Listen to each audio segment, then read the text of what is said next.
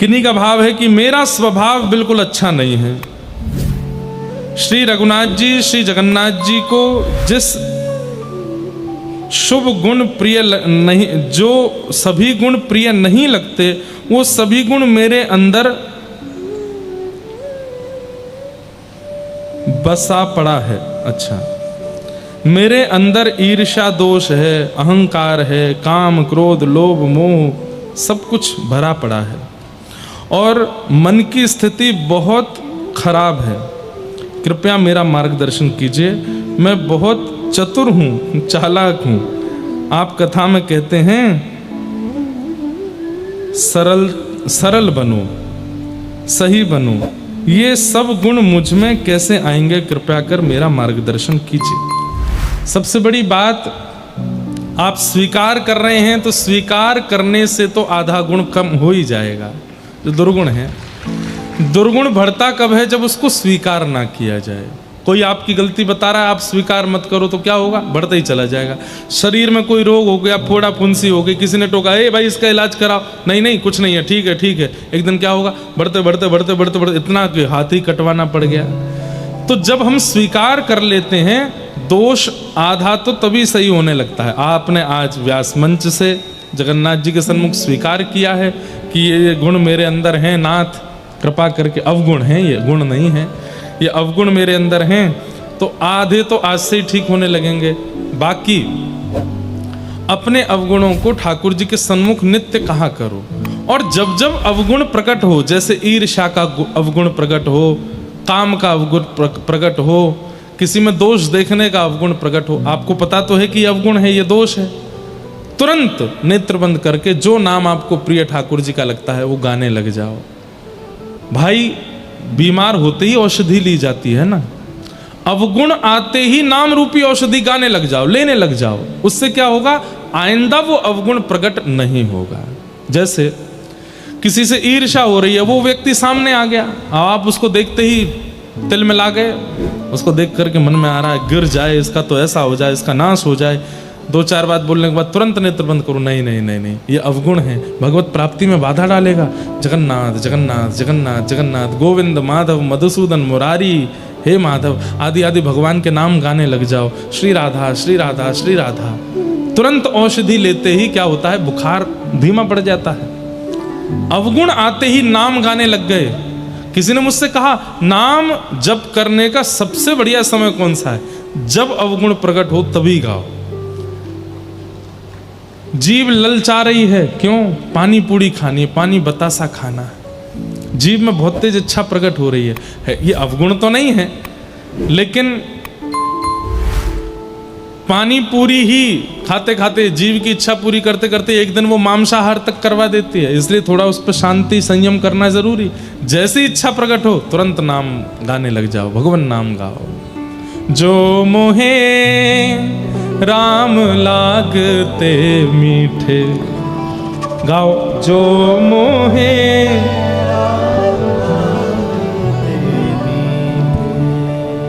श्री गोस्वामी तुलसीदास जी महाराज ये पंक्तियां गाते हैं विनय पत्रिका में। जो मोहे राम लागते मीठे, जो मोहे राम तो सठ रस सब रस रस अनरस, जो सठ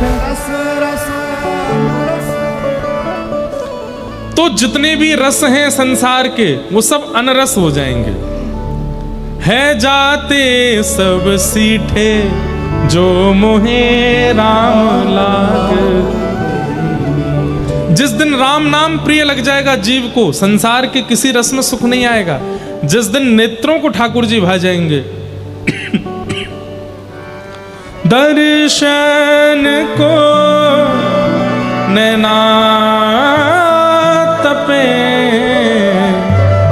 वचन सुनन को कान, मिलवे को हियरा तपे, हिय के जीवन प्राण, गोवर्धन वासी सावरे।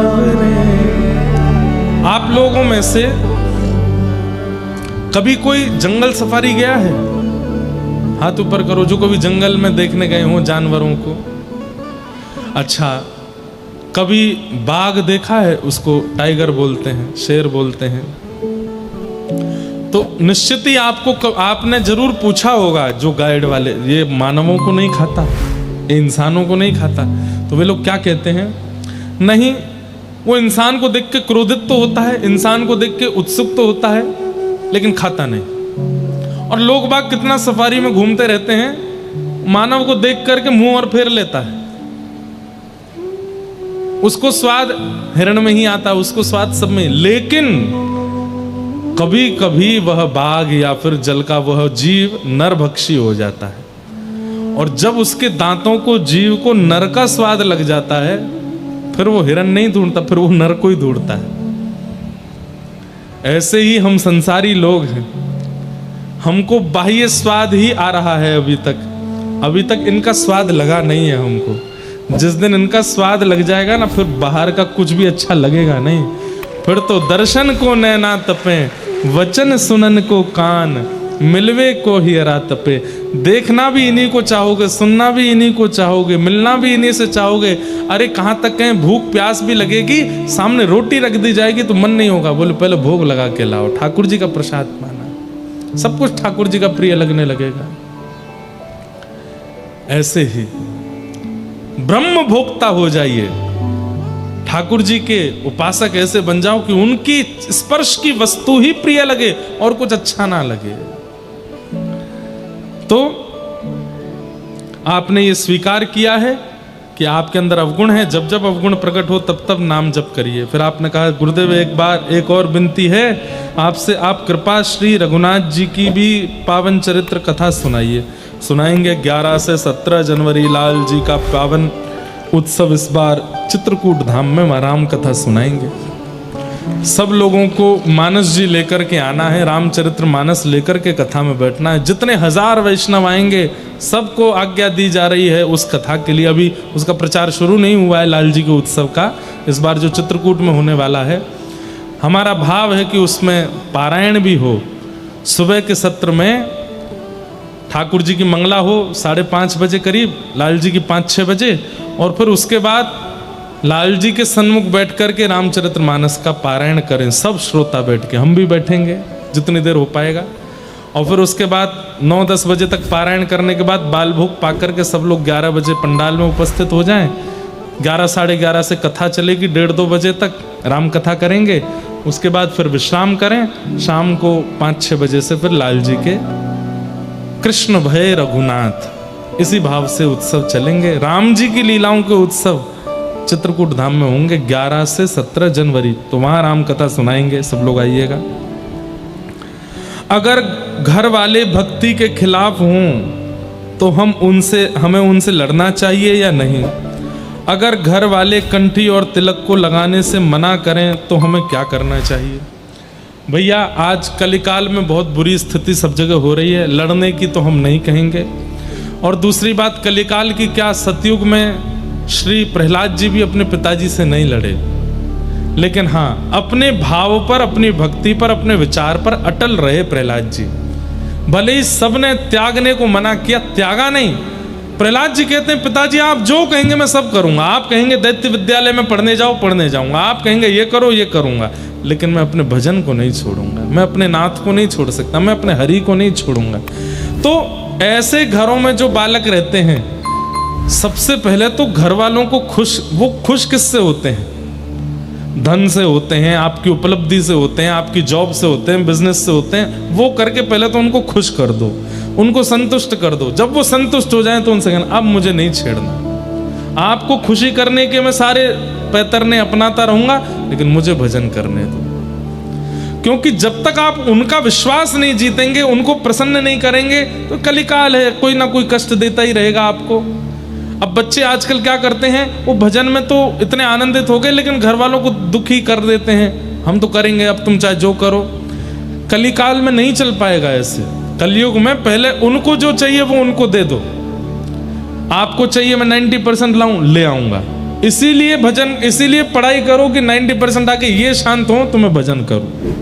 आपको चाहिए मैं विवाह करूं तो लोग विवाह कर लेते हैं, आपको चाहिए कि हमारे इतनी संपत्ति हो जाए, लो चलो इसके लिए भी प्रयास करूंगा, लेकिन मेरे भजन में विक्षेप नहीं डालो। और दूसरा तरीका है अंतर्निष्ठता। अब एक बात सार्वजनिक तो नहीं बतानी चाहिए लेकिन बता देता हूं। एक हमारी शिष्या हैं, वो हिंदू नहीं है, मुस्लिम है, और मुस्लिम में भी ऐसे परिवार से हैं जहां समय की नमाज होती है। उन्होंने आकर के जब दीक्षा ली तो सामने बैठे तो मैं नाम पूछता हूं, पंच संस्कार में नाम पूछा तो नाम उन्होंने ऐसा ही कुछ बताया, तो नेत्रों में आंसू भरे, आंखें लाल।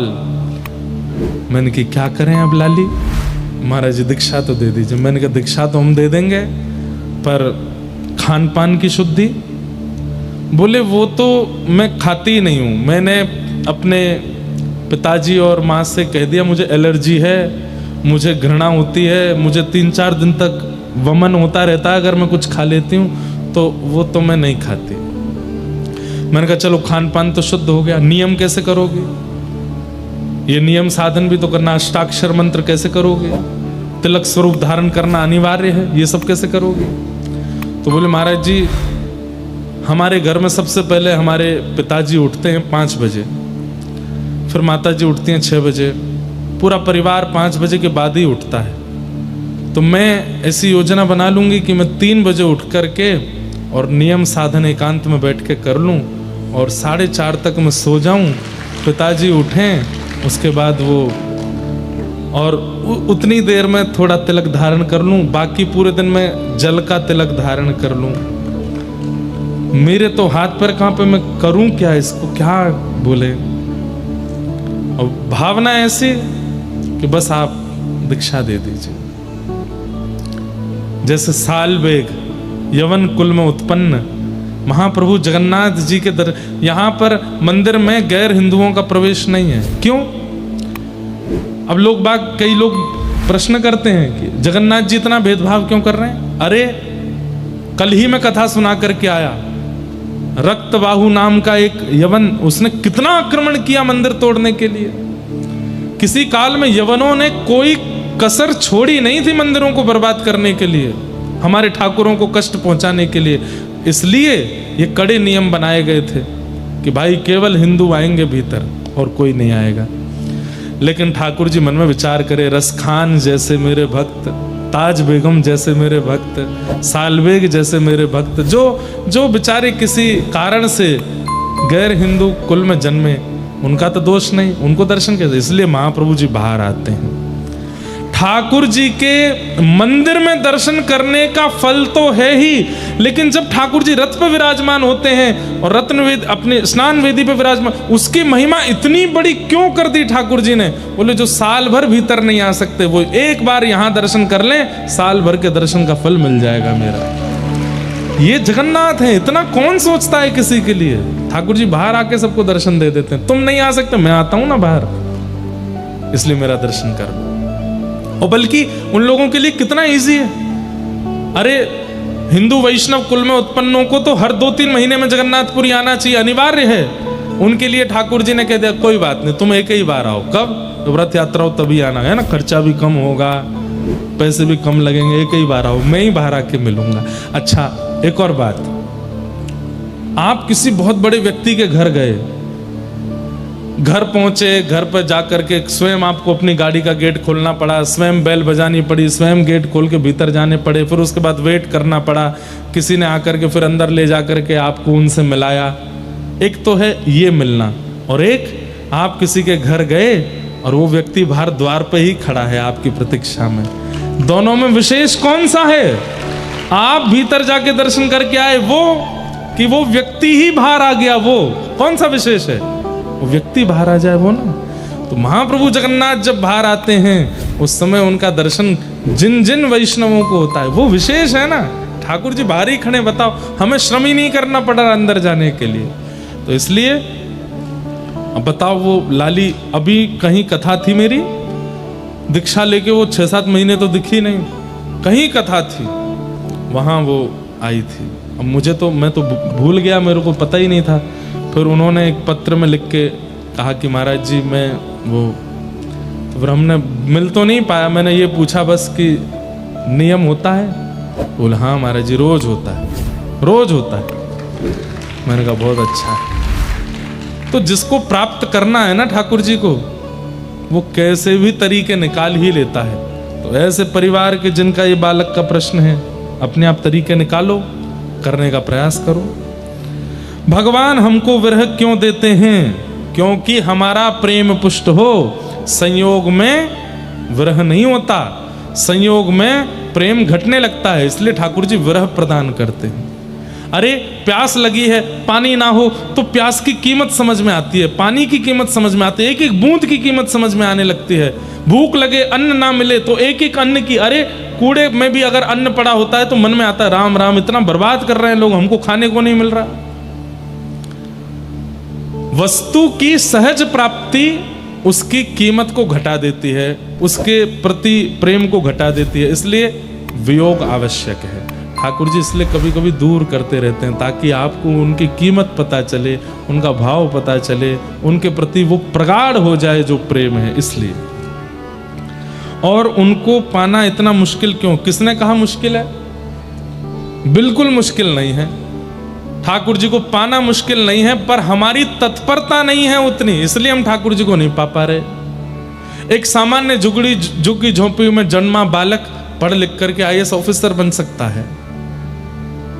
हम घरों में रहने वाले ठाकुर जी को प्राप्त क्यों नहीं कर पाते? क्योंकि लगन नहीं है, वैसी उत्सुकता नहीं है, वैसी इच्छा नहीं है, वैसी चाह नहीं है, वैसी तड़प नहीं है हमारी, इसलिए ठाकुर जी को पाना मुश्किल लगता है। मुश्किल नहीं है, वैसे व्याकुल हो जाओ, मिल जाएंगे ठाकुर जी। उनके दर्शन आसानी से क्यों नहीं हो पाते? अब मैं क्या बोलूं, इस आसान क्या होगा कि ठाकुर जी बाहर आके बैठ जाते हैं, और क्या चाहिए बताओ? घर आमे आपके, टिंग टोंग बेल बजाओ, मैं जगन्नाथ दर्शन देने आया हूं, और क्या चाहिए आपको? अरे बाहर आके बैठ जाते हैं, रथ में आके आरूढ़ हो जाते हैं, अब तो लाइव टेलीकास्ट होता है, घरों में दर्शन हो जाते हैं, और क्या चाहिए? इनसे आसान तो दुनिया में कोई है ही नहीं है। अरे चिंता होनी चाहिए हमको कि हम लायक भी नहीं है इनके सामने जाने के, लेकिन फिर भी द्वार बंद नहीं होता हमारे लिए, खड़े रहते हैं दर्शन देने के लिए। लोग बाग 2 घंटे लाइन में खड़े हो जाते हैं तो वीडियो बना देते हैं, मंदिर प्रशासन की व्यवस्था बिल्कुल बेकार है, ये है, 2 घंटे से हम लोग तप रहे हैं। 1000 वर्ष से ऐसे ही खड़े हैं ठाकुर जी, पलक भी नहीं झपकाते, हिलते डुलते भी नहीं है आपको देखने के लिए, लेकिन कभी शिकायत नहीं करते। कभी भगवान ने आपके यहाँ शिकायत भेजी हो, हैं हमारे साथ ऐसा होता है, पूरे खड़े रहते हैं, कुछ नहीं कहते। तो इसलिए शिकायतें थोड़ी बंद कर दो,